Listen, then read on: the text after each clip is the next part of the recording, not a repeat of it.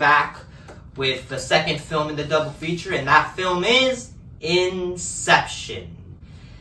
Inception is an action-adventure sci-fi film, which is about, of course, the character of Cobb, who pretty much uses dream-sharing technology to steal corporate information, but he's been tasked to do a different kind of job, to plant an idea in a CEO mind, but things go wrong when his past comes and tries to take over the project all over. And of course, the runtime is 148 minutes.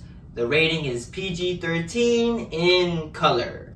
The film's, of course, written and directed by Christopher Nolan, known for the movies Memento, The Prestige, and The Dark Knight. So yeah, Inception. This is another movie that's up there with my favorites as well. Inception, I still remember seeing this movie for the first time and just being mind blown by just the idea, by how the film goes, and just everything about Inception. It's super creative, it's super just, it's mind-boggling, funny enough, but it's also interesting, because everybody has dreams. Everybody who's ever slept in their life probably has ever had a dream. And it's interesting how they delve deep with that idea of dreams and having people go into your dreams to steal information and shit is super interesting. And I think Inception is probably the most interesting concept I've seen in film. It's such an amazing movie. Inception is fantastic from beginning to end. It's super tense, super thrilling, and it's just exciting. And it's also just fun, and it's also just very interesting because it deals with a very interesting concept of dreams and just going into dreams and trying to plan ideas and that whole concept, and I loved it. I thought this film is amazing. The performances are amazing. You got, of course, Leonardo DiCaprio playing the character of Cobb, who pretty much has to do this job called Inception, which includes him putting an idea into a guy's mind and him pretty much changing the way he is if he completes the mission, the man makes a phone call in which he goes back to America to see his kids. And Leonardo DiCaprio is amazing in this movie. He's, in my personal opinion, one of my favorite actors of all time. And DiCaprio is amazing. He deals with a character that's been through a lot of shit, who's seen it all, done it all, who knows the whole concept and has even done it in a way. And Leonardo DiCaprio is really good and deals with a lot of character shit when it comes to his wife and just that storyline. And I loved it. I thought Leonardo's great. You also got, I don't know how to say her name now because she's kind of changed as a person. But the architect, she, whatever. At the time, she was a fucking woman, bro. Leave me alone. She was the architect, and she's been told, hey, to help out. She's really good at her job. She's a really good architect, and she helps Leonardo, and is the one that's closest to him, who knows what he's going through. And yeah, she was good in the film. She's a really good actress. I love her in the movie.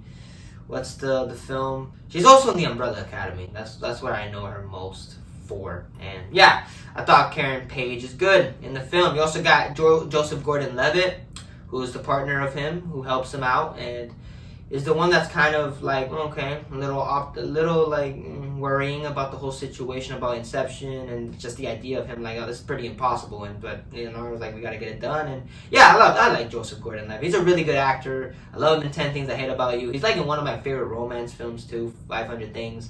And yeah, he's great. He's really good in the movie. I love freaking this character though. You got Tom Hardy, who is pretty much the guy who helps. He's, I think, like the thief. He's good at thieving. He's a good thief, and helps him. He's the one that's very optimistic. Who's like, all right, we gotta get the job done, and he's there. He helps. I love Tom Hardy. He's amazing in this movie. He's really He's funny. He's kind of a dick, but of course with the relationship between him and Gordon-Levitt. But it's fun. It's fun. I think Tom Hardy's really good in the movie. I think this is up there with one of my favorite performances of his. He's funny. He's great. You also got what's his role in the movie? I think he's the chemist. He pretty much is the one that puts them to sleep, who gives them the right amount of dose that gets them, closed down. And yeah, he's good. He's good in the movie. He's pretty funny. and he helps. He's like, oh shit, we gotta do the job. And Ken Watanabe's in this movie. He's one of my favorite Japanese actors, who's pretty much the one that hires Cobb and tells him, hey, you do the job and you get to see your kids. And he has balls too. He's like, all right, I'm gonna help. I'm gonna be there to see you get the job done. And yeah, Ken Watanabe's an amazing actor. He's a fantastic actor, and he's good in the movie. And the relationship between him and Cobb, where he's like, all right, I see your talent, and if you do your job, you help me, you get to see your kids. And I think Ken Watanabe's good in the movie. You also got Cillian Murphy, of course, the son of the CEO, who his father dies, and he's going to the funeral, and he has a very interesting relationship between his dad, a pretty rocky one. And yeah, Cillian Murphy's good in the movie. His performance is really good, especially towards a lot of the emotions and the emotional moments. I thought Cillian he's a great actor. He's a fantastic actor, and I feel like this is the movie that really showed his talent more, I guess, in the Nolan movie. Because in the other ones, he's good. He's great as Scarecrow. I'm not saying otherwise. But I feel like this is a more like he's in the movie. Like he's actually a character that's throughout the whole film. That's good. I like Cillian. He's great in the movie.